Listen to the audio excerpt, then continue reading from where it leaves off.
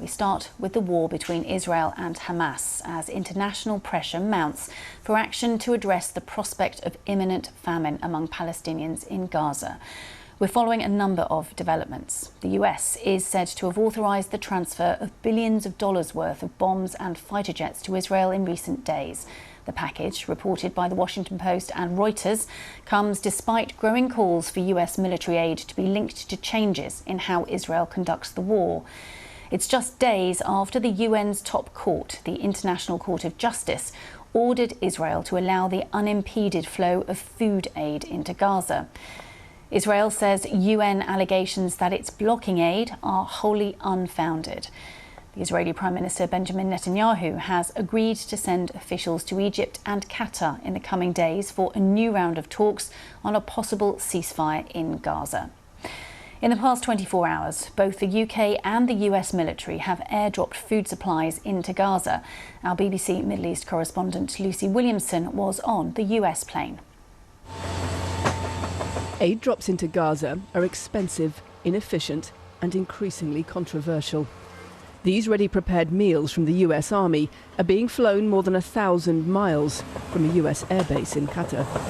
There's plenty of food, just a short drive from Gaza's borders, but this American aid is being flown right across the Middle East.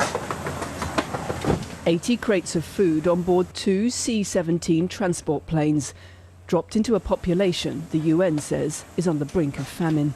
It's not perfect. We know that there's upwards of 2 million people who need food on the ground, who are hungry, innocent civilians who didn't ask for this conflict. And we're dropping meals in the tens of thousands, but at least it's something. So does it feel like a drop in the bucket? Maybe a little bit. But if you're a family on the ground who got some of this aid, it can be a lifesaver.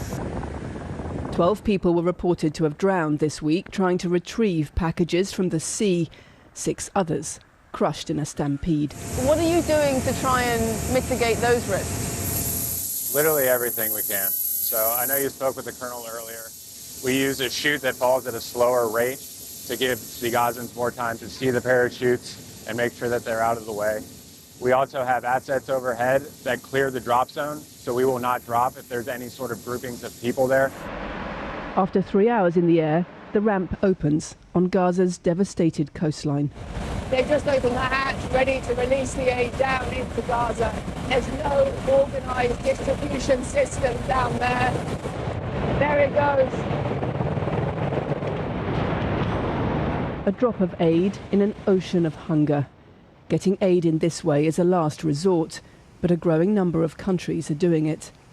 How much do these eye-catching flights relieve pressure on Gaza's civilians, and how much the pressure on governments elsewhere? Lucy Williamson, BBC News, Qatar. Well, our correspondent Yolande now is in Jerusalem, and she told me more about the US weapons transfer to Israel. So according to these reports in the Washington Post and in Reuters as well, they're quoting unnamed US State and Defense Department officials, and they're saying that more than 1,800 2,000-pound bombs, some 500 500-pound bombs and 25 F-35 fighter jets have been authorised in this latest set of military aid assistance coming across to Israel. Now, a lot of this has already been initially approved by Congress, but the reason this is so interesting in terms of the timing, just after a visit by the Israeli Defense Minister Yoav Gallant to Washington, is that really in recent days we have seen tensions deepening between Israel and the US, and that really reached the lowest moment on Monday after you had the US abstention at the UN Security Council when it came to a resolution being passed